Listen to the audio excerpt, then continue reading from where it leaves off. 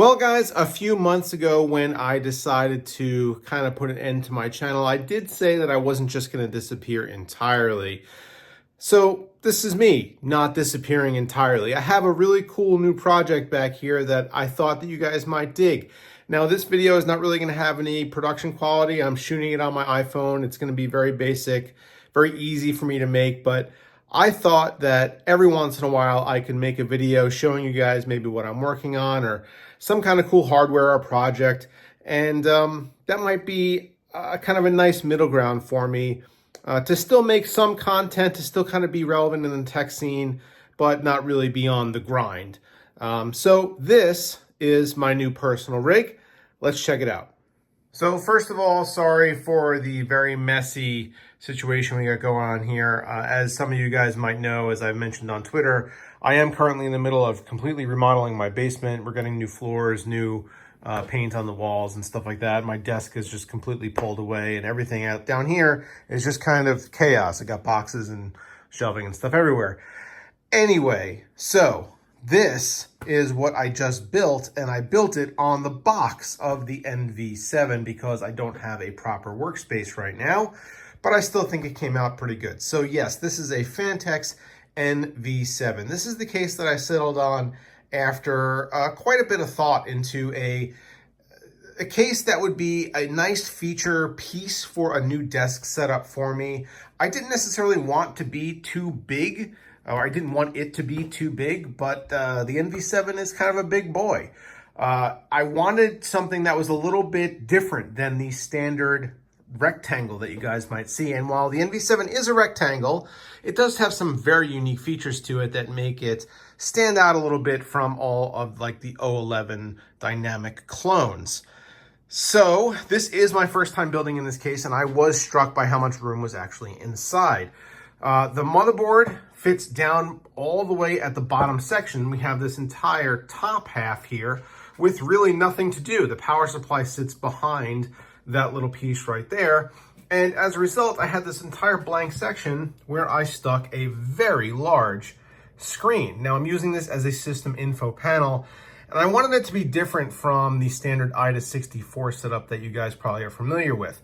So what I did was I used a combination of a couple of different programs. I used Wallpaper Engine to have this like custom cool like spinny globe thing with the purple and blue color scheme. And then I used Rainmeter for the gauges. So this is Rainmeter partnering with Hardware Info 64 to provide the status of storage, network, CPU, memory, and Wi-Fi. Along with the time and the date. Now, this screen is, like I said, quite large, so I had to find a way to both mount it and make it look good. And one of the ways that I did that was by designing and 3D printing this custom bezel. Now, this white bezel is just a friction fit piece, so essentially it just kind of slides on there, and it's made to such dimensions that it fits very tightly against the edges of that screen and just kind of stays in place all on its own without any kind of adhesive. But in order to do that, that meant that the tolerances that I had to work with were pretty tight. And I was able to design and print that, and I think it looks pretty good. So what kind of hardware are we working with here? Well, I stuck with the Intel i9-13900K. I don't really see a point in going up to the 14.9. It seems like it's the same chip. And while I don't have one on hand because I told all the vendors that I work with not to send me any more product, I watched a lot of reviews and I'm perfectly happy with staying with the 13900K. I did move from a 4090 to the Gigabyte Aero 4070 Ti.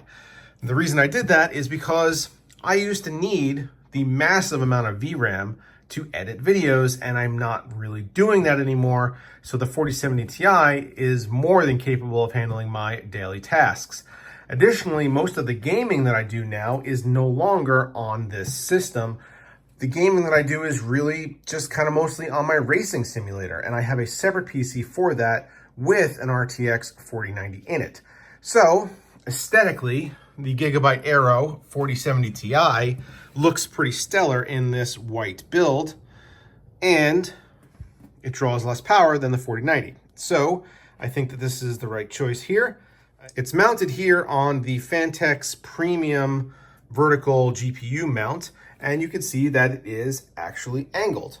So I angled it backwards, but because I have these fans mounted at the bottom here, and because the NV7 has an angled fan mount, that created quite a clearance issue with this GPU. What I ended up having to do was drill custom holes through the back of the case in order to properly mount this, but space it a little bit further out so that it sat properly and didn't interfere with any function of the fans down below.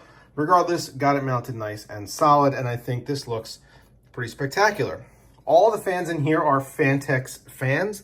They are I believe they're called the DL120s. And they're their new digital fans that daisy chain together without any cabling. So every run of fans that you see, up to 4 fans, is controlled by one cable, which is kind of the industry trend recently. You see a lot of companies going that direction. I think that makes the interior really clean and really sharp. So what are we using for cooling? Well, we've got the NZXT Kraken Z73 Elite. I'm running a GIF or GIF, however you might want to say it, along with some system info there. The memory is Corsair Dominator Titanium DDR5 6000. I am having some trouble booting this at 6000. In fact, I can't do it. And I think it's likely because this motherboard is new and it doesn't have a BIOS that fully supports a lot of memory just yet. This is Gigabyte's Aorus Z790 Pro X, and it's their all white board that supports 13th and 14th gen chips. I guess 12th gen too. But that is my current daily driver. There were a couple of other things that I wanted to do here. This I'm not in love with, the way this cable has to go in here. I have ordered a 180-degree adapter for the 12VH power connector. That should actually get those cables out of the way. You won't be able to see them at all. I had to level this a little bit by putting a little I/O cover back here and kind of wedging it in, because otherwise this sits a little cockeyed due to the weight of the GPU. But can't see that with the door closed, so don't tell anybody. The fans are set up as 6 intake and 6 exhaust. So we've got all these on the side here and this in the back as intake, and then the exhaust is on the bottom and on the top.